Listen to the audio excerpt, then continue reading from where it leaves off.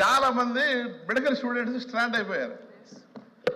ఈ medical students ఎలా strand అయిపోయారు? ఎవరైనా చూస్తే ఎక్కువగా ఆంధ్రాసే ఉన్నారు. ఆంధ్రాస్ ఎందుకు వెళ్ళారంటే ఇక్కడ మెడికల్ కాలేజ్ లేవని చెప్పలేదు. చిన్న సునిశ్చితమైన పాయింట్, జగన్ గారి మైండ్కి ఎలా స్ట్రైక్ చూడండి. వీళ్ళందరినీ వెళ్లకుండా ఆపచ్చు, డబ్బులు సేవ్ చేయొచ్చు, ఫారిన్ ఎక్స్చేంజ్ సేవ్ అవుతుంది. ప్లస్ మన వాళ్ళు అక్కడికి వెళ్ళి ఉక్రెయిన్లో ఆ దెబ్బలాటల్లో అనాథుల్లాగా దిక్కుముక్కు లేకుండా చూస్తూ పోయింది కదా. వెళ్ళిన వాళ్ళని కూడా మనం తీసుకొచ్చాం సక్సెస్ఫుల్గా.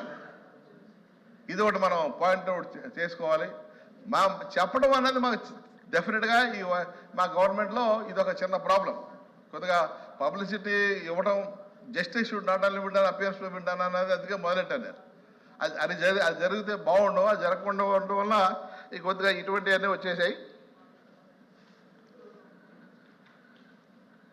మేడం ఇంకొక చిన్నది, మరి starting YCP government starting Jagan గారు ఎప్పుడు వచ్చినా వర్షాలు ఎక్కువ వస్తాయని అంటాము, అది నిజమే. 2019లో ప్రభుత్వం స్టార్ట్ అయింది. మన కోవిడ్ పేరే కోవిడ్ 2019. కోవిడ్ 2019 అది కూడా 2019 నవంబర్లో బ్రేక్ అయితే డిసెంబర్లో రాహుల్ గాంధీ గారు చెప్పారు ఇది కోవిడ్ వస్తుందని చెప్పి.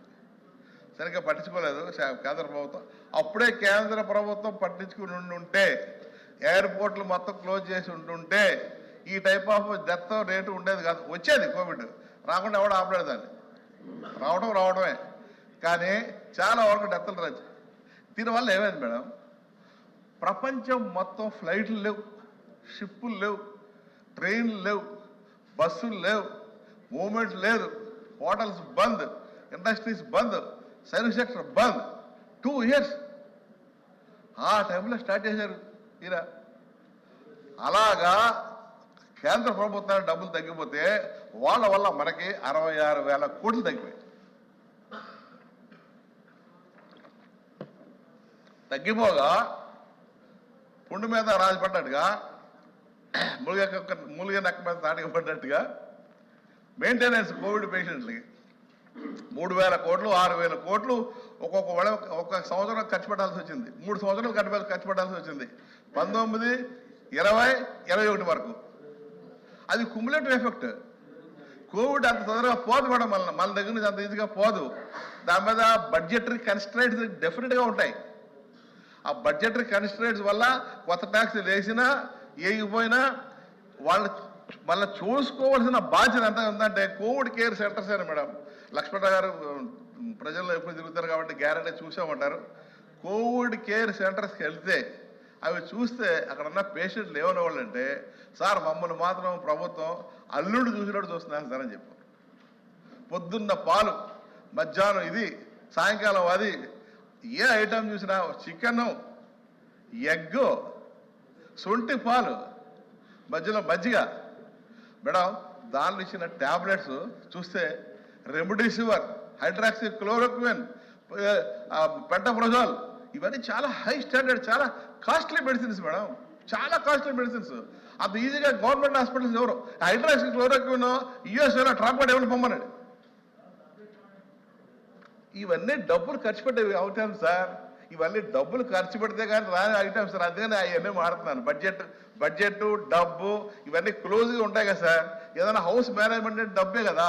జబ్బు వచ్చినప్పుడు ఆ జబ్బును వదిలేసి మేము షికార్లకు వెళ్తాం, లేకపోతే సప్లైలు ఇస్తాం, అది ఇస్తామని చెప్పి ఎలా కుదురుతుంది?